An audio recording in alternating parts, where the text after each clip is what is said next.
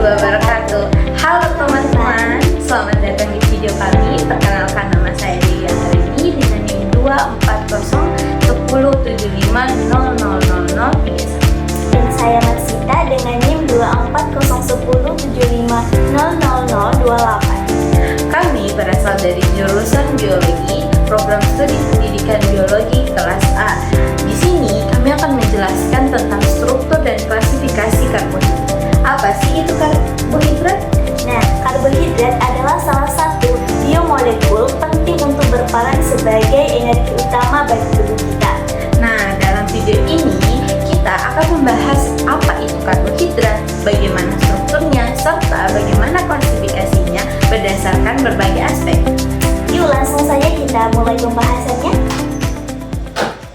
Baik, kita akan membahas tentang struktur dan klasifikasi karbohidrat. Nah, pertama, karbohidrat dapat diartikan sebagai hidrat dari senyawa antar karbon dan air yang disebut dengan karbohidrat. Karbohidrat merupakan molekul yang terdiri dari karbon, hidrogen, dan oksigen. Nah, karbohidrat memiliki rumus umum yaitu CnH2ON dengan rumus empiris CH2O. Nah, karbohidrat dapat diklasifikasikan menjadi dua, yaitu polihidroksialdehid dan polihidroksiketon, di mana karbohidrat ini memiliki fungsi utama yaitu sebagai sumber energi, penyimpanan energi, dan komponen struktural dalam sel. Nah, klasifikasi karbohidrat yaitu monosakarida. Monosakarida adalah unit karbohidrat yang paling sederhana berdasarkan gugus karbonilnya. Monosakarida berupa aldosa yang mengandung aldehid dan ketosa yang mengandung keton. Berdasarkan jumlah monosakarida tersendiri yaitu ada terdiri dari diosa atau 2 atom C, triosa atau 3 atom C, dan ada pentosa 5 atom C, dan heksosa atau 6 atom C. Nah, kemudian aldosa itu dapat dilihat pada gambar ini. Aldosa ini termasuk dalam polihidroksialdehid, yaitu di mana struktur karbohidrat yang tersusun atas banyak gugus hidroksi dan gugus karbonilnya yang berada di ujung rantai, sedangkan ketosa atau dengan polihidroksiketon yaitu dengan struktur karbohidrat yang tersusun dari atas gugus hidroksi dan gugus karbonilnya itu berada di selain ujung rantainya. Nah, selanjutnya kita masuk ke monosakarida isomer optis, di mana monosakarida optis ini adalah bentuk-bentuk monosakarida yang memiliki konfigurasi ruang berbeda akibat adanya karbon chiral dan strukturnya, yang dimana ini dapat isomer optis ini dapat memutar cahaya terpolarisasi ke kanan yang diberi awalan D atau dextro, dan ke kiri yang diberi awalan L atau levo. Nah, pada gambar ini dapat dilihat bahwa pada gugus OH-nya itu di rantai ke 1, 2, 3, 4, 5, 6, di rantai ke-6-nya ini dia itu berada di sebelah kanan. Nah, yang berarti apabila dia di sebelah kanan itu diberi awalan dengan D atau dextro, di mana ini adalah gugus rantai lurus glukosa, berarti dia adalah D-glukosa atau dextroglukosa. Nah, kemudian yang di sebelah kiri ini adalah L-glukosa, yang dimana OH-nya itu berada di sebelah kiri bawah, yang berarti L itu adalah levo, dan ini adalah struktur dari glukosa itu sendiri, berarti dia adalah levoglukosa atau L-glukosa. Kemudian kita masuk ke dalam struktur cincin monosakarida. Nah, monosakarida ini dapat membentuk struktur cincin melalui reaksi antar gugus karbon atau aldehida atau keton. Nah, dengan gugus hidroksil dalam molekul yang sama, struktur cincin ini dibentuk disebut dengan struktur siklik atau struktur hemiasetal atau hemiketal. Nah, Struktur ini dikemukakan oleh Tollens dan kemudian digambarkan secara perspektif oleh Howard, di mana gugus OH yang mengarah ke kanan pada proyeksi Fisher itu menjadi ke bawah, sedangkan gugus OH yang mengarah ke kiri pada proyeksi Fisher itu menjadi ke atas. Nah, dapat dilihat pada gambar ini, yaitu contoh deglukosa atau dextroglukosa ini. Secara keseluruhan, gambar ini itu menunjukkan bagaimana deglukosa itu dapat berubah dari bentuk rantai lurus menjadi bentuk siklik atau eksistensinya dalam dua bentuk anomer ini yang dapat saling berkonversi melalui mutar rotasi dalam larutan. Nah, selanjutnya kita masuk ke dalam klasifikasi karbohidrat yang kedua, yaitu disakarida. Nah, disakarida itu merupakan bagian yang paling umum atau paling banyak terdapat di alam oligosakarida. Nah, oligosakarida itu sendiri berasal dari bahasa Yunani, yaitu oligos, artinya beberapa, sedikit dan saccharum atau gula, di mana oligosakarida ini mengandung paling sedikit 2 unit monosakarida dan tidak lebih 8 unit. Berarti dia berada di antara 2 sampai 8 dan tidak lebih dari itu. Nah, jika hanya mengandung 2 unit saja monosakarida itu, maka disebut dengan disakarida. Jika 3 unit berarti dia monosakarida, itu disebut dengan trisakarida dan seterusnya. Nah, kali ini kita akan membahas dulu di bagian disakaridanya. Nah, disakarida ini adalah karbohidrat yang tersusun dari 2 molekul monosakarida yang berikatan kovalen dengan sesamanya, yang kemudian dikenal sebagai ikatan glikosidik.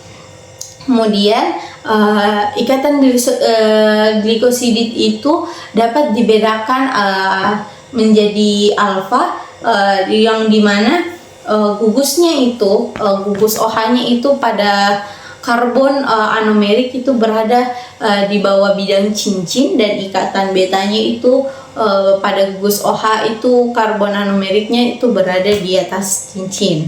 Nah, dapat dibedakan sendiri, yaitu berarti ikatan alfa itu gugus OH-nya di bawah dan ikatan beta itu berada di atas. Selanjutnya kita masuk ke klasifikasi monosakarida tersendiri, disakarida tersendiri. Yang pertama itu ada maltosa. Nah, maltosa itu adalah salah satu disakarida yang terdiri dari 2 molekul glukosa yang terhubung melalui ikatan alfa 1,4 glikosidik, di mana maltosa ini ditemukan dalam gandum, produk fermentasi contohnya seperti malt dan biji yang berkecambah. Juga itu merupakan disakarida pereduksi dari 2 residu glukosa yang dihubungkan oleh ikatan alfa 1,4 glikosidik. Nah, 2 struktur yang terkait itu ada isomaltosa yang merupakan isomer alfa 1,4 dan sodebiosa yang merupakan isomer beta 1,4 maltosa. Nah, dapat dilihat di maltosa ini, kita dapat melihat dia di bagian sini. Di bagian 1 ada 6 di sini. Di bagian 1 ini OH-nya itu berada di atas. Seperti yang saya katakan tadi, bahwa ketika gugus OH-nya itu berada di atas, berarti dia itu beta, sedangkan jika gugus OH pada 4 ini berada di bawah, berarti dia itu ada di alfa. Nah, berarti dapat dituliskan secara nama sistematiknya itu dapat dituliskan berarti alfa d-glukopiranosil 1,4 beta d-glukopiranosida. Nah, ketiga ini mengapa dia berada di maltosa? Karena ketiga gugus ini mengandung glukosa. Jadi selubiosa itu sama dengan maltosa dan isomaltosa karena mereka mengandung glukosa. Selanjutnya masuk ke laktosa. Laktosa sendiri itu adalah komponen utama yang terdapat pada air susu ibu dan susu sapi, di mana laktosa itu tersusun dari molekul beta galaktosa dan alfa glukosa yang dihubungkan oleh ikatan 14 beta. Karena laktosa ini memiliki gugus karbonil yang berpotensi bebas pada residu glukosa, laktosa itu dikatakan disakarida pereduksi. Nah, hidrolisis dari laktosa ini dengan bantuan enzim galaktase yang dihasilkan oleh pencernaan akan memberikan jumlah ekivalen yang sama dari alfa glukosa dan beta galaktosa. Nah, dapat dilihat di sini bahwa galaktosa seperti yang dikatakan tadi bahwa pada gugus OH-nya itu berada di atas, berarti dia beta, dan gugus OH-nya yang di bagian nomor 1 ini berada di bawah, berarti dia alfa. Kenapa dikatakan 14? Cara perhitungannya itu dimulai dari sebelah kanan. Berarti ini 1, ini 2, ini 3, ini 4, ini 5 dan seterusnya. Ini sama, berarti dia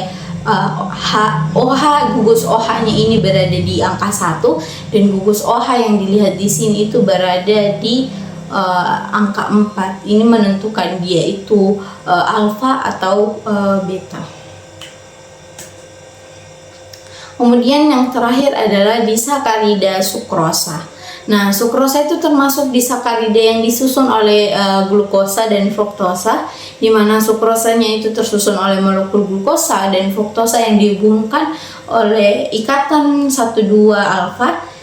Kemudian berlawanan dengan laktosa dan maltosa, sukrosa ini tidak mengandung atom karbon anomer bebas. Karena karbon anomernya itu kedua komponen ini, unit monosakarida ini pada sukrosa itu berikatan satu sama lain. Maka dari itu dikatakanlah sukrosa itu bukan merupakan gula pereduksi. Nah, atom-atom isomer unit glukosa dan fruktosa ini berikatan dengan konfigurasi ikatan glikosidik, yakni alfa untuk glukosa dan beta untuk fruktosa.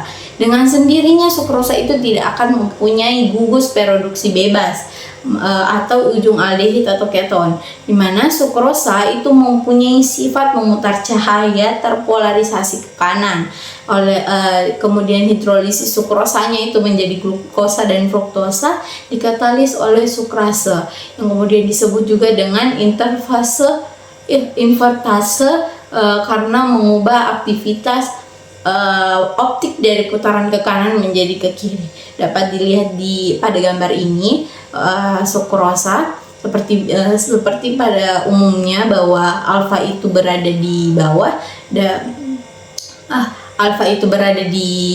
bawah dan beta itu berada di atas.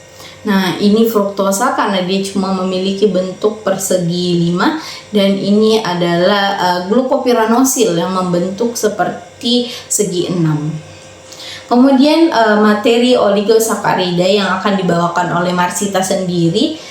Kepada Marsita saya persilahkan. Baik, selanjutnya itu ada oligosakarida. Nah, oligosakarida ini adalah karbohidrat yang terdiri dari 3 hingga 10 monosakarida yang terhubung melalui ikatan glikosidik.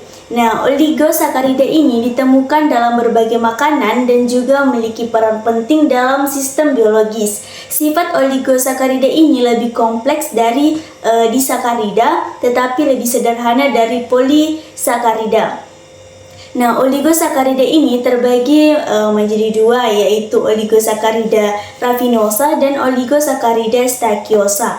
Nah, oligosakarida rafinosa ini adalah trisakarida yang tersusun atas galaktosa, glukosa, dan fruktosa. Nah, rafinosa dapat dianggap galaktosa yang terikat pada sukrosa, yaitu glukosa dan fruktosa, melalui ikatan alfa 16 glikosidik. Nah, rafinosa ini juga banyak ditemukan dalam kacang-kacangan.